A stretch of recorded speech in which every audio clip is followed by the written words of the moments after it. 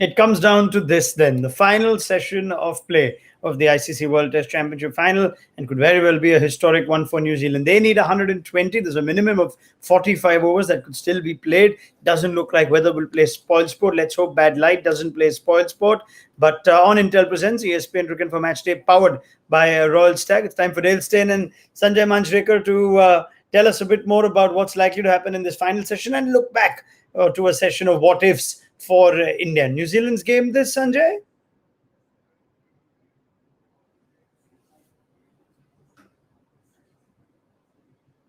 Mute, Dale, can you? mute. Can you hear me now? Yeah. I was Okay. muted by the producer Yeah. All right. for some reason. So Dale, please go Maybe ahead. he's not a fan. Maybe he's not a fan of your Yeah, analysis. yeah, and I got So that vibe on day one only. even with a washout. Anyway, Poor New Nikhil. Zealand's game, Sanjay. Yes, at the moment it looks like, and I was looking at the pitch whether there's something for the spinners to come and make something happen there for Ashwin. Largely, he'll be bowling on the better patches, and he's not so much a rough exploiter. With the style of bowling that he has and the line that he bowls. So I was looking at maybe Jadeja to the left-handers. You've got two left-handers out there. Might be worthwhile immediately after tea giving him a little go and see if there is any rough at all for him to use and make something happen. Um, as we said, the pitch is looking good. It looks a bit tough for India.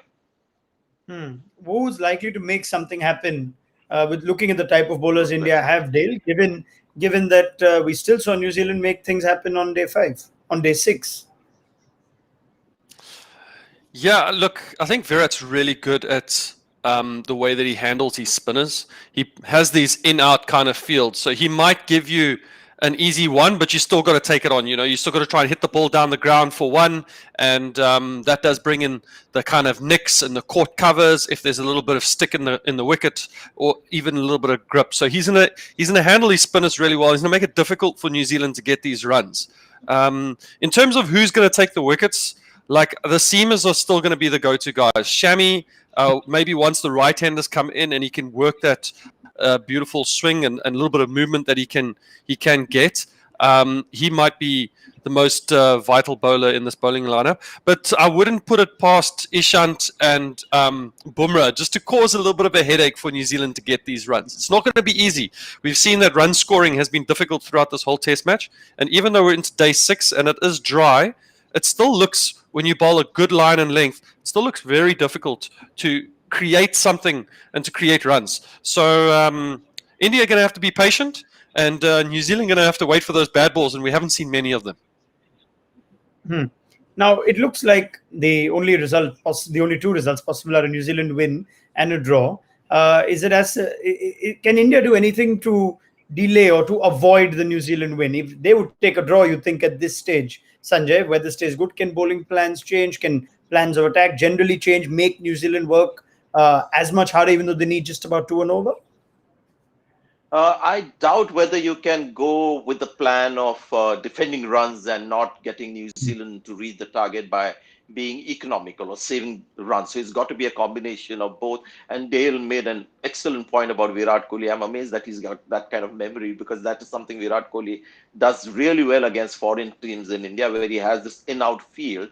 And maybe post-T, he's got 2 spinners. He's punted on 2 spinners, and maybe the conditions aren't ideal for them. They run through sides on Indian pitches, and this is not an Indian pitch, but worthwhile having spin at one end, a combination of Ashwin and Jadeja, and get Shami to bowl as much as he can, because he's one guy who's looked by far the best. And if Bumrah gets into a rhythm, gets the ball to do something, then bowl him a little more. But I think the time has come, as we get into the final session, to start using the spinners now that you have them at your disposal with that in-out field, and see how it goes. Shami looks like the most threatening bowler that's been through this test match, and even in this short burst just before T-Dale. Can the other 2 bowlers learn anything from him and bowl like him, or is that not a fair expectation, given they're all completely different bowlers? I think they're all completely different bowlers, and probably a bit late now for the guys to try and adjust to be similar to one specific bowler. They've got to do what makes them successful. That's how they're going to take wickets. You see, Wagner, even though he did pitch the ball up in this game a lot to find the edges in that, he still resorted back to the way that we know Neil bowls short. He gets his wickets like that. So if you're going to see Ishant and you're going to see Bumrah get wickets, they're going to get wickets the way that they take wickets. The best way for them to get wickets is to take the pitch completely out this and turn it into a mental game right now. Once New Zealand start playing the mental game, the surface can become an absolute minefield if you lose a couple wickets quickly. All of a sudden, it looks like the pitch is doing all sorts when it's kind of flat, especially chasing these low totals with so much on the line for them. And the same thing for India. If New Zealand get to a point where they build a solid partnership of up to 70 or 80 without losing a wicket, or 100 for one, then the panic kind of sets in and the game could be lost quite quickly. So they want to move it into a mental game as soon as they can by taking a wicket somehow and just causing a little bit of chaos in that New Zealand dressing room. Well, as it turns out, the fact that they've given themselves the best possible chance to win this last session is again courtesy their bowlers. 5 for 40 is what they managed to dismiss India's lower half for. So we'll go to the Rishabh Pant wicket just now, and there would be comments and opinions to be made of whether that was the approach to take. Sanjay? Right approach for Pant. You can't be taking, the good things of Pant when he's playing in exactly the same fashion in the matches which is won for India and, made an impact, and then sort of criticize him when it doesn't work. And, he ended up being the highest scorer. If not for his contribution, it would have been under 100 to chase for New Zealand. So I have absolutely no issues with Pant, the way he bats. That's what he does.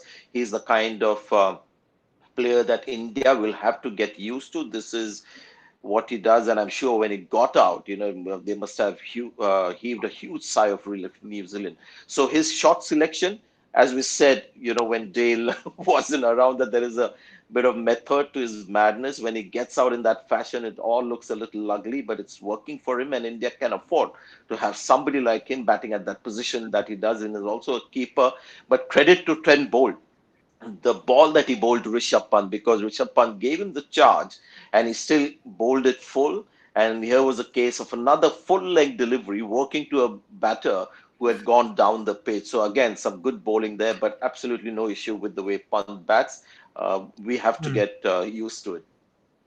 Okay, fair enough. Now, that graphic you saw had Pant 41 of 149. It was actually 41 of 88, but he faced 100. He was there for 149 minutes. If he faced 149 balls, that could have been a completely different game. But that triggers an interesting point anyway, Dale, whether the game could have been to bat more time, whether this approach could have been tempered to just reduce the number of overs that India would need to bowl to New Zealand at all. Can we look at that now in hindsight?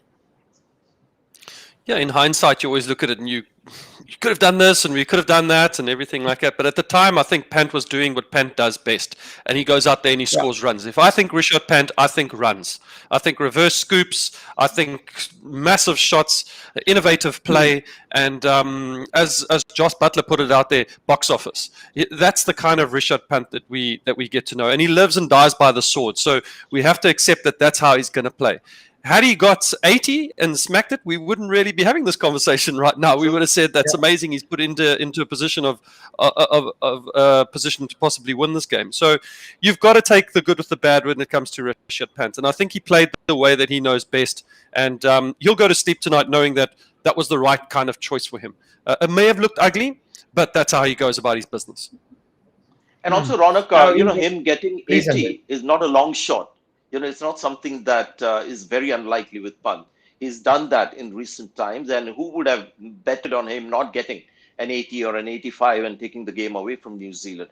You're talking about taking out time, which is also another way to ensure that India doesn't lose the game, which is what Pujara did for India in Brisbane, took out time. That job was not Pant's job. It was the job of the guys before him to ensure that, they had very little time for New Zealand to have a crack at whatever score they put up. So everyone bats as per their strengths, and the strengths of the Pujaras and the Ajinkya Rahane and Virat Kohli, the way he was batting, was to bat out time, which unfortunately they couldn't. Now, I think I can expect what the responses to my next questions will be, but it tends to come up when the lower order is put under pressure for runs, and that's the unfortunate peril of cricket, that the bowlers still have to bat. The batsmen, even if they fail, they don't need to bowl. But there are often comparisons made as to how the lower order runs tend to make a significant difference. New Zealand had extra handy runs by Tim Southey and Kyle Jameson in the last innings. India's 9, 10, 11 fold quite easily.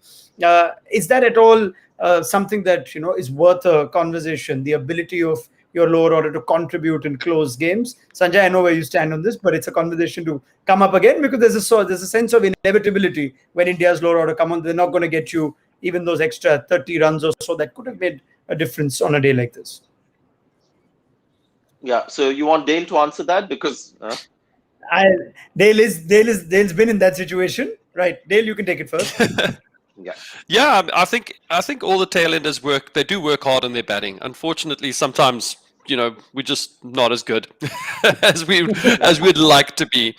And New Zealand have also had they've suffered the same kind of fate in the past, where they had somebody like Chris Martin, who I think averaged about 1 in Test cricket. So there are walking wickets in this game, unfortunately, and they are the guys that are batting at 9, 10, and 11.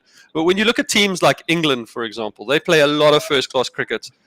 When the guys do play, they've got a wonderful first-class system up there in the county circuit, and you'll see that those guys bat all the way to 11. I think Stuart Broad, batting at 10, sometimes even 11, has got 150 to his name in Test cricket. So it really depends on what you focus on. But handy runs at the back end is always important. Unfortunately for India, during this climate for them right now, they've just got 3 guys there in Shami, Bumrah, and Ishant, who are not going to always score those runs for you. They might have their odd day, but not always. I'm not going after the individuals, Sanjay, because they're in the team for a different reason, but I'm just making a general point that teams that tend to do better in Test cricket, or New Zealand, who may win a championship today, also happen to have lower order batters, or bowlers who can bat a bit more. Perhaps just one of those luxuries. If you get it, you get it. See, there are various ingredients to a win, and if you choose to look at tail order or tail enders contribution as one of those, then so be it. But you would see a Test match has been won because there've been some quality bowling and there's been some good enough batting, and it's always a little additional, almost like an accessory when you have contributions from down the order. But great teams have won matches or have won more matches, not because their tail wagged, and that was one of the most important reasons for them winning. So 9, 10, 11 failing for India is not really where you should be looking at. There are the obvious areas where you could look at and say that India are now catching up because of those reasons. Okay, let's look forward then, shall we? What is India's plan of attack after this? In this final session, they're going to start things off. Dale, how would you start? Yeah, probably start off with the 2 seamers, and then very quickly, if it's not working, go to your spinners. Ashwin to the left-handers, make it difficult for them. And once the right-handers possibly get in, Jadeja, he rushes through his overs too, so he can put you under a little bit of pressure. And they almost want to start thinking one-day mode in a sense here. New Zealand are also going to be patient, but India are going to try and rush the New Zealanders. They're going to try and buy a couple wickets with their spinners, but they're going to hope that Shami does the business. He seems to have been their standout bowler. Well, he was their standout bowler in the first innings, and they're going to rely heavily on him to come up after tea and step up for them again. Sanjay? Yeah, a 4-over spell, from Shami immediately, because he's the most likely candidate, to get a wicket. So Shami bowls a 4-over spell. And all that's going to happen has to happen in the 30, 40 minutes after tea. If India gets quick wickets, there's a bit of panic. If there's a partnership, the game slips out of India's hand. But keep the spinners in the game. And I mentioned Jadeja purely because he has an excellent record against left-hand batters when there is a little bit of rough. Today is the 6th day of the Test match. So let's find out whether that rough is enough for Jadeja to create some magic. So I'll keep the spinners involved. Start with Shami and have the spinners bowling from the other end, and then maybe go to Bumrah again and hope that he's found his mojo. Will New Zealand just stick to the conventional sort of plan, or if a wicket falls early, is there a case to try and send someone up to play a game where you can get a quick fire 30-40, and suddenly all everyone can think of then is a New Zealand win. Is there a case for that at all, Sanjay? I was thinking, how about sending Tim Saudi in like that? But I doubt that will happen purely because the stage. This it's a big stage. If it was, as I said, some random test match being played in some corner of the world that nobody's watching, then maybe these things would happen. I think they'll go with their proper batting order, but it's a tempting thought. But in these conditions, when the ball is doing a little bit, you can't expect batters down at 8, 9, 10, 11 to go out there and get your quick 25, 30 on a flat pitch, maybe. There are a few contenders, Colin de Grandhomme, Kyle Jameson. Kyle Jameson would be saying, don't you dare ask me to go back out there, Dale, after all the work I've done. You do the damn job yourself. Yeah, Colin de Grandhomme will be a little upset with you, Raunak, for thinking of him like a pinch hitter from down the order, up the order. Dale? Yeah, I think they will stick with their tried and tested batters. But there is the temptation because it seems like the guys that are willing to kind of take on the ball have come off with some runs, whether it only be 30 or 20 or even a 40. Yeah, it looks like the guys that are willing to take on the game are the guys that score. Obviously score a little bit quicker, and in this case they're not necessarily chasing a massive target or even like a 180 where they could go, well, we need a little injection of runs here, so let's send in the Saudi or somebody.